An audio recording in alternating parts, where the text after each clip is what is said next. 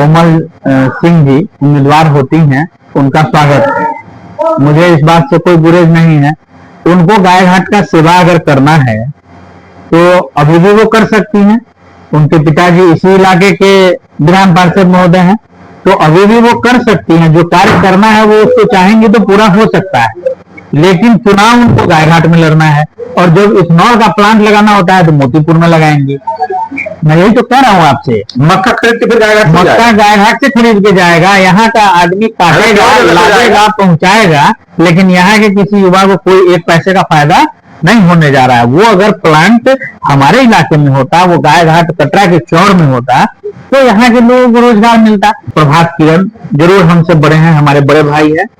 राजनीतिक प्रतिद्वंदता तो हो सकती है, लेकिन कोई हमारा परस्पर बैर किसी से नहीं है। न वो प्रभात किरण जी से है, न कोमल सिंह जी से है, न वो निरंजन जी से है। हम लोग सभी लोग राजनीतिक प्रतिद्वंदी हैं। जैसे ही वो जदयू में चले गए, फिर हमारा उनका विचारधारा तो बदल गया ना। जदयू का विचारधारा मतलब अभी संघ के विचारधारा के साथ वो है, वो हमारे विचारधारा, वो समाजवादी विचारधारा की बात कहाँ है, वो संघ की विचारधारा की बात है। मौर्यध्वज एक्सप्रेस आप देख रहे हैं, और मौर्यध्वज एक्सप्रेस में आज हमारे साथ डॉक्टर शेखर सुमन जी, बहुत बहुत स्वागत आपका हमारे चैनल पर। शेखर जी नमस्कार। आज हम लोग गायघाट विधानसभा को लेकर के, जिस प्रकार से अभी विधानसभा चुनाव सर पे है और हम लोग देख रहे हैं कि बहुत नजदीक गायघाट विधानसभा चुनाव को लेकर तैयारियां गायघाट से जो है तमाम लोगों की है। इस दौर में गायघाट विधानसभा को लेकर के अगर हम आपसे चर्चा करें, क्योंकि आप भी अपनी दावेदारी पेश कर रहे हैं, राजद से आप लगातार लगे हुए हैं और तमाम कैंप आपने किया, क्या लग रहा है किन मुद्दों को लेकर के आप जाएंगे? क्योंकि अब मुद्दे की लड़ाई होगी इस बार, किन मुद्दों को लेकर के आप उतरेंगे गायघाट? आपका बहुत धन्यवाद ब्रह्मदेव जी कि आपने मुझे इस अपने चैनल मौर्यध्वज एक्सप्रेस पे आज इंटरव्यू के लिए आमंत्रित किया। और जैसा कि पहले भी मैं आपसे एक दफे दो दफे बात किया हूँ कि मैं पेशा से डॉक्टर हूँ, और एक डॉक्टर जो होता है वो कंप्लीट सामाजिक सेवक ही होता है अपनी जिंदगी में। मेरा घर इसी गायघाट विधानसभा क्षेत्र के बलौर पंचायत में है और मैं यहीं का रहने वाला हूं। मैं अपने छात्र जीवन से पॉलिटिकली कॉन्शियस रहा हूं। पटना विश्वविद्यालय का जब मैं छात्र था उस समय मैं छात्र राजद का सदस्य रहा। जब मेडिकल यूनिवर्सिटी में पढ़ाई के सिलसिले में गया, वहां भी मैं छात्र राजद का सदस्य रहा। वहां पे छात्र राष्ट्रीय जनता दल का मैं महासचिव यूनिवर्सिटी के पद पे रहा हूं। और ऐसा हुआ कि वहां पे चुनाव नहीं हो पाया जब स्टूडेंट यूनियन का, तो वहां हॉस्टल यूनियन का चुनाव होता था। लगभग 9-10 हजार बच्चे उसमें वोट डालते थे, और उस हॉस्टल यूनियन के चुनाव में मैं 2009 में वहां पे जो है वो फूड मॉनिटर का एक पोस्ट होता है हॉस्टल में, उसको मैं जीता था। और राजनीतिक ललक हमारी रही, सब दिनों से रही। महत्वाकांक्षा थी कि चुनाव लड़ना है या जनता का सेवा करना है। तो ये गायघाट विधानसभा क्षेत्र अभी भी आप जैसा कि जान रहे हैं, ये राष्ट्रीय जनता दल इस सीट को जीतते रहा है। यहाँ जो वर्तमान विधायक हैं माननीय निरंजन राय जी हैं, और राष्ट्रीय जनता दल के जो भी पहले के विधायक रहे या जो अभी के भी विधायक रहे, उन्होंने समय अनुसार अपना कार्य किया। और मेरी अपनी महत्वाकांक्षा और विजन, मैं अपने विजन के साथ इस चुनाव में अपनी दावेदारी पेश कर रहा हूं, क्योंकि हर एक कार्यकर्ता जो होता है उसका एक इच्छा होता है कि चुनाव लड़े, और चुनाव लड़ना पार्टी को मजबूत करने के लिए बहुत जरूरी होता है। तो हम लोगों को लालू प्रसाद यादव जी, तेजस्वी प्रसाद यादव जी का संरक्षण भी है, और हम लोग काम कर रहे हैं पार्टी के लिए, लगातार पिछले कई वर्षों से पार्टी के लिए काम कर रहे हैं। तो हम चाहेंगे कि यहाँ से हमारी उम्मीदवारी तो अगर मुझे जब मौका मिलेगा तो मैं जरूर इस पे कार्य करूंगा कि ये पूरा, ये कोई चुनावी वादा नहीं है, ये कंप्लीट एक जनसेवक की जुबान है, और इस पे मैं खड़ा उतरने की कोशिश करूंगा। यहाँ से चुनाव लड़ने के दौर में कोमल सिंह, जिनका हम चर्चा आपसे करेंगे, क्योंकि आप आरजेडी में हैं और वो विपक्ष से ही आएंगे, तो सीधा सवाल आपसे कि यहाँ मक्का के उत्पाद को लेकर के उन्होंने इथेनॉल का प्लांट लगाया है, जिसके प्रोप्राइटर हैं, उन्होंने मोतीपुर में लगाया है। गायघाट के कितने युवा को फायदा मिलेगा, इस पे आपकी क्या राय है? मैं यही तो आपसे कह रहा था अभी कि अगर कोमल सिंह जी उम्मीदवार होती हैं, उनका स्वागत है, मुझे इस बात से कोई गुरेज नहीं है। उनको गाय घाट का सेवा अगर करना है तो अभी भी वो कर सकती हैं। उनके पिताजी इसी इलाके के विधान पार्षद महोदय हैं, तो अभी भी वो कर सकती हैं। जो कार्य करना है वो उसको चाहेंगे तो पूरा हो सकता है, लेकिन चुनाव उनको गायघाट में लड़ना है। और जब इथेनॉल का प्लांट लगाना होता है तो मोतीपुर में लगाएंगे। मैं यही तो कह रहा हूँ आपसे, मक्का खरीद के फिर गायघाट से मक्का गायघाट से खरीद के जाएगा, यहाँ का आदमी काटेगा, लादेगा, पहुंचाएगा, लेकिन यहाँ के किसी युवा को कोई एक पैसे का फायदा नहीं होने जा रहा है। वो अगर प्लांट हमारे इलाके में होता, वो गायघाट कटरा के चौड़ में होता, तो यहाँ के लोगों को रोजगार मिलता। मैं यही कह रहा हूँ कि हमारी ये कोशिश होगी कि मक्का का जो फूड प्रोसेसिंग प्लांट हो, मक्का से बहुत सारी चीजें आजकल बनती हैं, आप जान रहे हैं, लेज है, कुरकुरे है, पॉपकॉर्न है, ये मक्का का आजकल वो दलिया वगैरह बनने लगा है।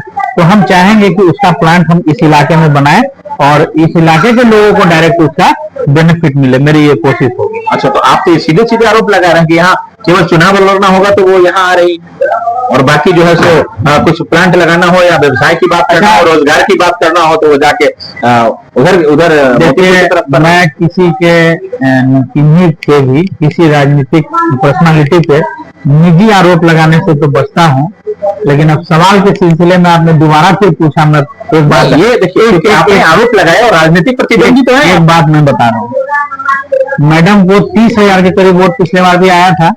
30,000 लोगों ने तो उनको गायघाट का विधायक अपना माना होगा ना। पिछले 4 वर्ष में वो कितने बार आई हैं वो 30,000 लोग जो उनको वोट दिए थे, उनसे सवाल करें। ये सवाल आप हमसे ना करिए। मैं छोड़ता हूँ ये बात कि जो 30,000 लोगों ने उनको वोट दिया, अपना विधायक चुना था, वो एक बार मैडम से पूछें कि वो पिछले 4 वर्षों में कहा थी। तो कोमल सिंह के साथ साथ एक पूर्व विधायक जो आपके साथ रहे आरजेडी में, हालांकि बीच में जदयू में चले गए तो हार भी गए, उनके ऊपर कई सारे आरोप लगे कि जदयू में जब आए थे ना, तो आरजेडी के कुछ अपने लोगों को लेकर के आए थे, जो जदयू में आने के बाद भी आरजेडी के साथ ही लगे रहे। इसी कारण उनकी हार हो गई। और इस बार महेश्वर यादव अपने न लड़ करके अपने सुपुत्र प्रभात किरण को लड़ाना चाह रहे हैं। उनके छवि को आप कैसे देख रहे हैं, और वो क्या लग रहा है, आरजेडी को नुकसान पहुंचाएंगे जब वो भी यादव हैं? देखिए, महेश्वर यादव जी हमारे अभिभावक स्वरूप हैं। हमारे दादाजी से उनके बहुत अच्छे निजी संबंध रहे हैं। और आप जान लीजिए कि जब वो इलाका में चुनाव प्रचार में निकलते थे तो जरूर हमारे दरवाजे पे चाय पीते थे। उनका 95 का चुनाव मुझे याद है, जो जिस चुनाव को बड़े मजबूती के साथ उन्होंने लड़ा था, और हम लोग उनके एक तरीके से आप ऐसे कह सकते हैं कि सच्चे सपोर्टर रहे हैं। किसी कारणवश वो आज दूसरे दल में है। उनका लड़का प्रभात किरण जरूर हमसे बड़े हैं, हमारे बड़े भाई है। राजनीतिक प्रतिद्वंदता तो हो सकती है, लेकिन कोई हमारा परस्पर बैर किसी से नहीं है। न वो प्रभात किरण जी से है, न कोमल सिंह जी से है, न वो निरंजन जी से है। हम लोग सभी लोग राजनीतिक प्रतिद्वंदी हैं। जैसे ही वो जदयू में चले गए, फिर हमारा उनका विचारधारा तो बदल गया ना। जदयू का विचारधारा मतलब अभी संघ के विचारधारा के साथ वो है, तो वो हमारे विचारधारा, वो समाजवादी विचारधारा की बात कहाँ है, वो संघ की विचारधारा की बात है। जो कोई भी जदयू में भी है वो कहीं ना कहीं संघ से प्रेरित है।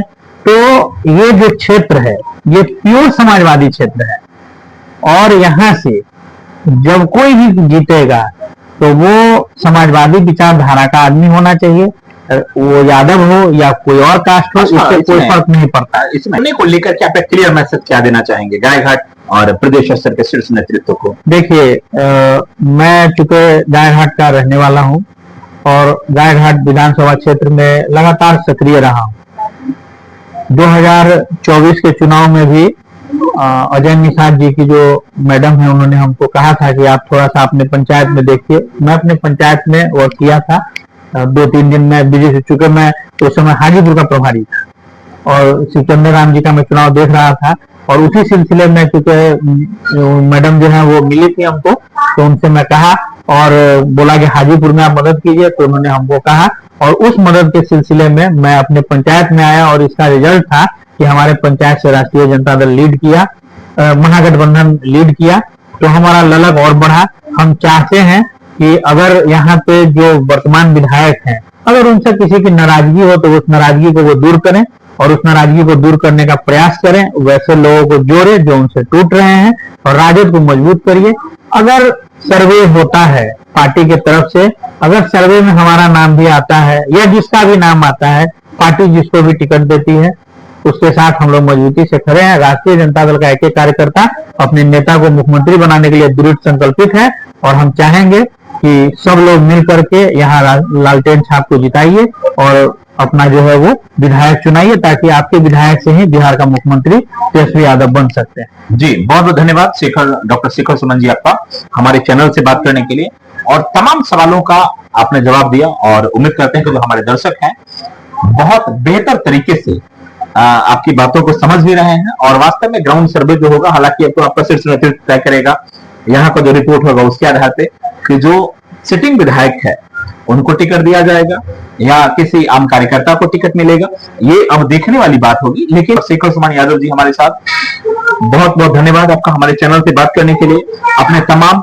बातों को प्रमुखता से रखने के लिए, और आपका विजन जो है तमाम जनता के साथ साथ हमारे चैनल के माध्यम से हम प्रयास करेंगे कि शीर्ष नेतृत्व तय करें, और इसी प्रकार से ग्राउंड सर्वे करवा करके बेहतर नेतृत्व गायघाट को देने का काम करें, ताकि गायघाट का बेहतर विकास हो सके। बहुत बहुत धन्यवाद तमाम दर्शकों का, विशेष शेखर सुमन यादव जी आपका विशेष धन्यवाद। मैं आपका बहुत धन्यवाद देता हूं, और आपके चैनल के सभी दर्शकों को बहुत धन्यवाद देता हूं कि आपने हमारे इस इंटरव्यू को देखा और हमारी बात को आपने गायघाट से मुजफ्फरपुर के सभी जगह के लोगों तक पहुंचाई। इसलिए आपका बहुत धन्यवाद। बहुत धन्यवाद शेखर जी आपका।